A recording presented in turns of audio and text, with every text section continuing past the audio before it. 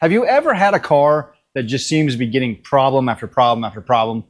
Well, that's this year with this car and die. Earlier this year, the rear end picked up a differential line. So instead of rebuilding a 10 bolt, I did the right thing and built a 488 and installed it. Shortly after that, the throwout bearing grenaded on me. So I did the right thing and replaced that with a new clutch. And then 160 miles into the break-in of that clutch, I had to check gauges light and I looked down and the alternator is at 8 volts. Even with all that going wrong, I can't really complain much. I picked this car up in 2018 and it had been sitting for 13 years. I slapped it together and I've been driving it for the last 8 years with 0 issues. So to have some come up here and there, I'm all right with that. And really, it's just giving me another excuse to upgrade this car. Since I'm going to have the belt off, I'm going to go ahead and put a key balancer on it because, well, I'm there, right? I'm going to go ahead and put this up in the air and we'll take the belt off of it and we'll get started. First thing I want to point out here is we can already see that I have a groove cut in this belt. I have no clue what that's from, but we'll take a look as we get everything opened up. Everything looks like it's cleared right now. Let's go ahead and pull the belt off. It's going to be a 13 millimeter.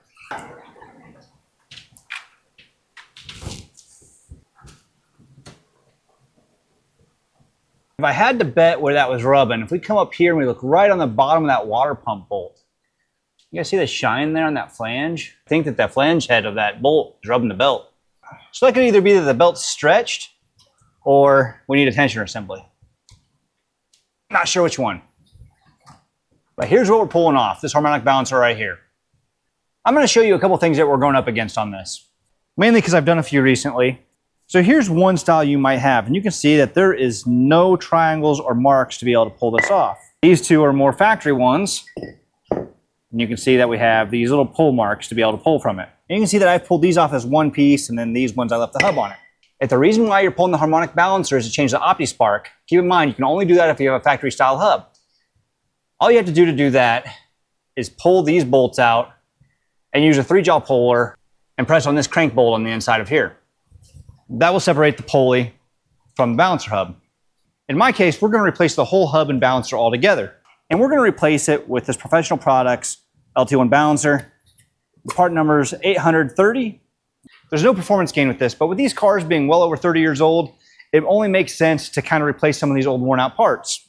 And the nice thing about things breaking down around here is I'm finally getting to declutter my shelves and use these parts that I've been collecting forever. Why I chose this one is because it's only about $55 on their website.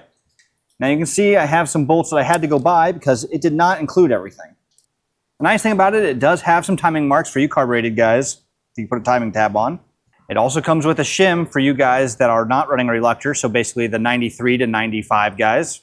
And also for you Roadmaster guys, it has the spacer behind this pulley to make sure that it gets the length right of the hub.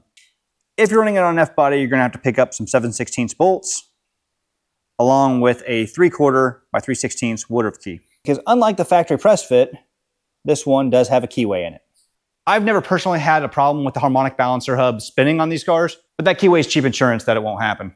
The only other downfall that I've found about this assembly, other than having to get your own hardware, is this hub design. This hub design being a full circle like this versus notch like this means that if you're ever going to have to pull your OptiSpark, you cannot just clock the balancer hub and pull the OptiSpark while leaving that on. You'll have to remove this entire assembly. Now that we've gone through the differences and the pros and cons, let's get to work here. I'm going to show you how I used to pull this hub in the past and how I do it now, and I think you're going to find how I do it now much easier. In the past, I always used a puller like this. I'm going to show you on this engine stand a little bit just so you guys can see better. We're still going to take out our crank bolt. In order to use that traditional puller, we're going to need to remove these hub bolts. Now your balancer hub is probably not going to come off as easy as this one because this motor's been apart recently. You'll take a 1/4-inch drive extension, you'll push it in here, bottom it out on the crank. You'd go ahead and put this together with your middle screw. And then you're going to take some 5/16 bolts, it's going to go through here, you'll put a washer on the back, and then a nut. And from there, you would push on that extension and it'll pull the hub out. And that worked for me for many years, but then I started doing it this way and it's just worked out a ton better. The way I do it now, the pulley needs to remain on. And what I've gone to is this rod style puller. A lot of people say it's a Chrysler style. I start with this one right here, and we will have to go to that, but let's get to this first. Now this is a lot easier on the balancers that don't have this triangle in, but this is still doable. we're going to go ahead and put the hooks right on the inside of these.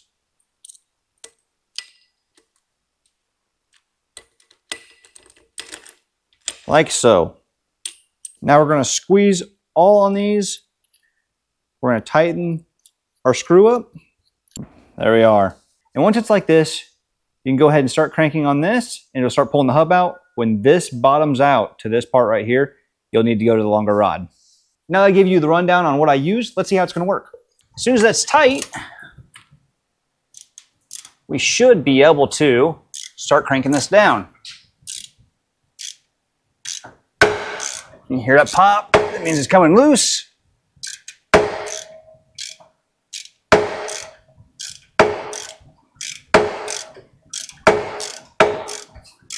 This one is on there tight.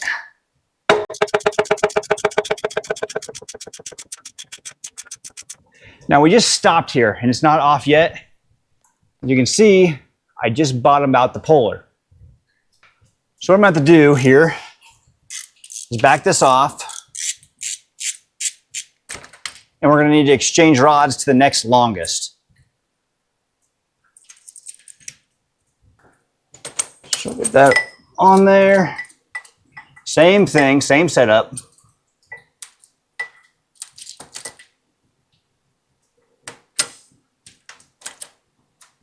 You can see I'm holding those together as I start again. And we're almost there, so this shouldn't take much. There we are. This is going to come off just like that, guys. Let's go ahead and bring this with the other victims. And I just wanted to show you this while I had this out. Look at all the rubber that's missing out of this balancer right here. Kind of proves the point why upgrading is a good idea. Now you can see how using that puller with those rods and bringing it off as one assembly is a lot easier and quicker than using the traditional balancer puller with all the bolts. It doesn't mean it's the right way or the wrong way. It's just what works for me. But now let's see what it'll take to put this key balancer on there. One of the things that's a bummer is you can see I got an oil leak here, but it's not even coming from this seal. It's coming from up here on my water pump block off frost plug. So that's going to be a day where I have to pull the water pump and fix that. Now you can see the keyway is exposed on the crank here. The most important thing to check for to make sure it doesn't fight you is come in here and you can hear that. That is a lip on that keyway. If you don't take a jeweler's file or a round file, a soft bit on the die grinder and knock that lip off, it's going to be near impossible to get the key in it. Now I did my best to deburr that. And this is going to be kind of tough to see, but I'm going to try to set that in there.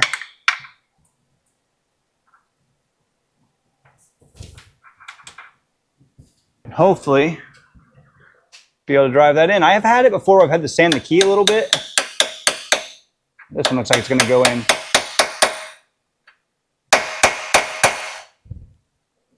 Make sure that it feels nice and smooth. I do have a dimple on this side from tapping it, but that's going to be all right.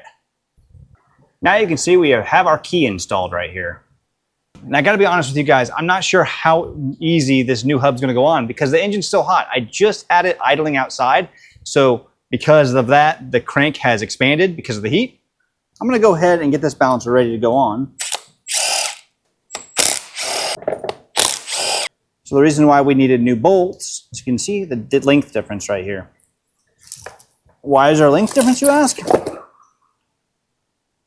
If you're on an F body, we don't need this spacer. We need to tap that out. There we go. We're just going to start with the hub here. Before we even attempt to throw this on, I'm going to heat it up. I put these on for years without heating them up. It just makes life so much easier when you get them a little hot.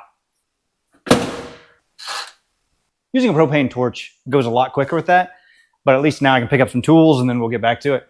We'll get some things ready before we put that on. This right here is a balancer installer. All it is a $16 small block Chevy harmonic balancer installer that I cut the threads off of, and then I welded a 3-inch 7/16 fine thread bolt to. This isn't the only option. Maldo72, he's a YouTuber that covers a lot of LT1 stuff. He does a review of another harmonic balancer installer, and it looks like it works pretty slick. I think that one was like right around 22 or 25 bucks. So check his channel out. He has some slick tips and tricks that also helps work on these things. Now in the past, I have tapped these on with a dead blow, but you have to keep in mind that you are beating against the thrust bearing in the engine. And although I've never had a problem doing that, for $20, there's much better options. And if you're gonna have one of these cars, chances are this isn't the only time you're gonna do that. I pulled some apart that other people have tried drawing the balancer on with a bolt. And not only do you risk damaging a bolt doing that like this one was, you can also strip the threads out of the crankshaft.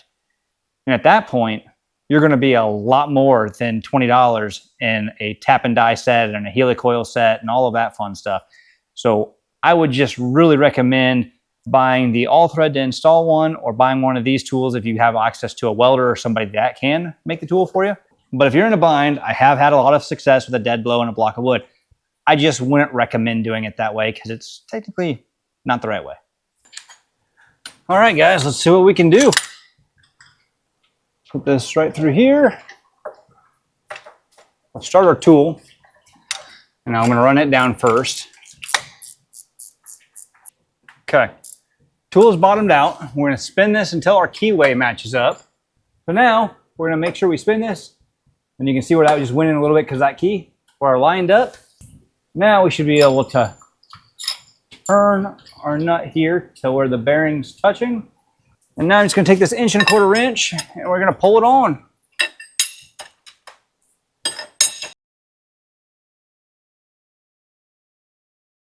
Okay.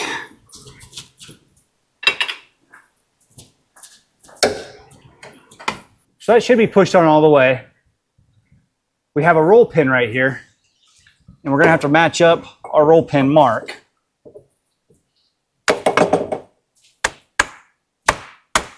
Gloves are dusty. This is where we'll put our other hardware in that we went and bought. I'm going to torque these to 64 foot-pounds. And the last thing we need to put on is our balancer bolt. And not everybody torques this, but we will. It's 74 foot-pounds. There you have it. That's pretty much all there is to removing and installing a harmonic balancer, pulley, and hub off of your 93 to 97 F body. And it's going to be the same on your Roadmasters and your Corvettes. But it brings me to this. I want to talk to you about the aftermarket stuff. In order to replace a new harmonic balancer pulley on this, I've had several Dormans in here that were all the wrong bolt pattern. They just wouldn't fit. And then I've also had a couple other brands of balancer pulleys in here and they still would not fit. I imagine they all come from the same place. And the only ones I found that are comparable to this Professional Products ones is K&J Performance and Jegs. They have the hub and the pulley available. And those are about triple the cost of what Professional Products is on their website right now. So check it out. Not affiliated with them. I'm just saying it's a bargain. Your other option is an ATI super dampener, and that's big money. And unless you have a really high-end build that requires an SFI balancer, I'd probably stick to something like this. But enough about that balancer installation. Let's get an alternator on this thing. The bearing sounds good, but boy, at 1500 RPM when this thing's charging, it is screaming.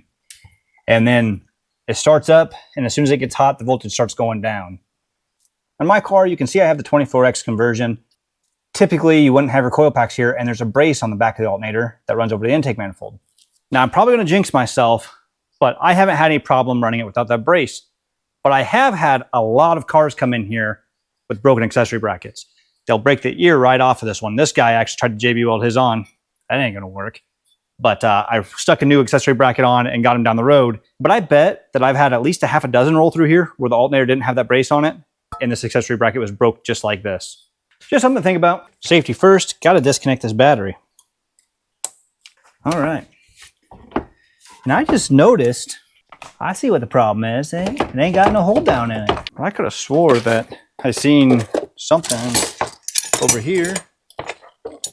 Yeah, that'll work. Now it's just if we have a bolt for that. Sidetrack. Let's not worry about that right now. Alternator. We're working on the alternator. That's right. Let's do it. 13, ½ inch. Same thing. Yeah. Hopefully, I have one of these. I need to check upstairs. Otherwise, I'm going to have to order one. Take this off the back of it. Almost had a bad deal there. The cable had enough memory. It went right back to the ground side.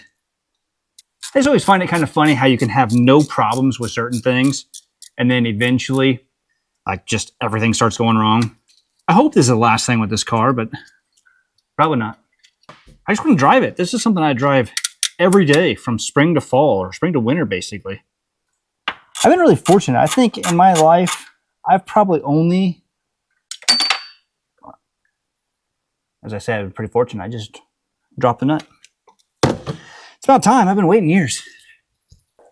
Come on, Mr. Magnet. Just got to get down through there. Maybe. Oh, don't do that to me.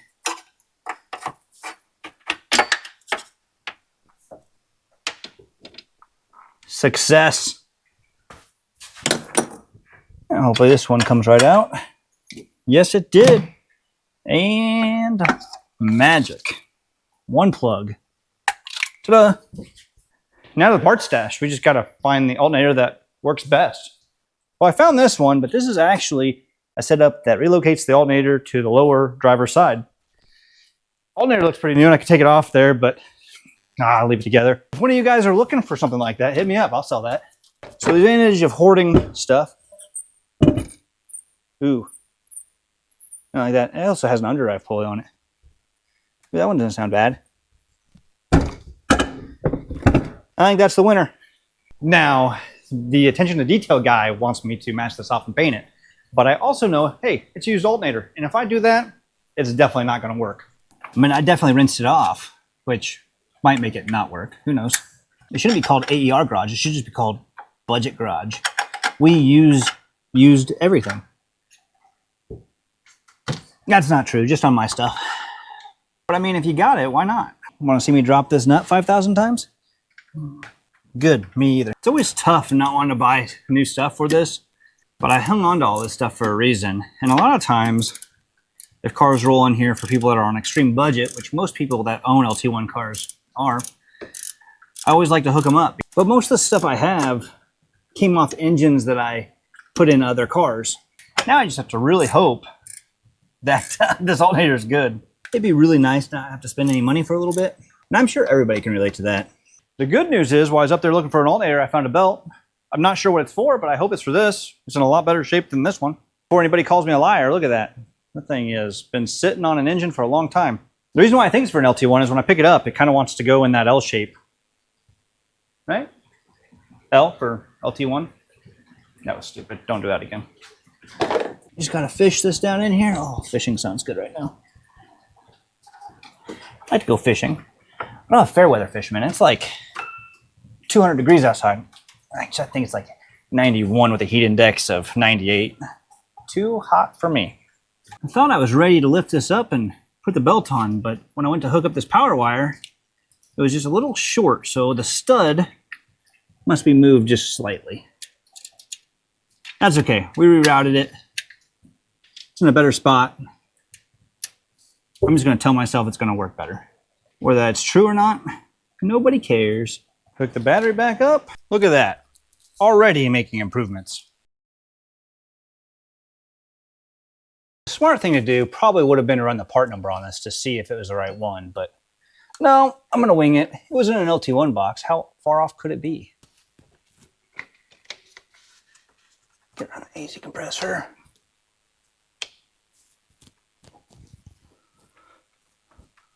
This balancer's lining up really nice with the idler pulley, the tensioner pulley.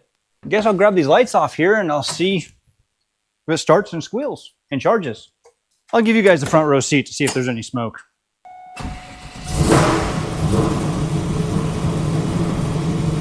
Looks like we're charging pretty good. Better not do that too much. I gotta go get gas. And that's a scary phrase to say because the last 2 times I went to get gas, something's wrong has happened to this thing. Good news, I finally had an uneventful trip from filling up the tank. So everything went well, charging great, rode great, no belt squeal. And now I can only hope that this thing's gonna be good for a while. I hope you found this video helpful and entertaining. If you have any questions about the install between the balancer or anything, comment below. Or heck, comment just to tell me what you thought of the video. And I'd really like to hear from you guys on what else you'd like to see on the channel. As always, thanks for watching. Have a great day, and I'll see you in the next one.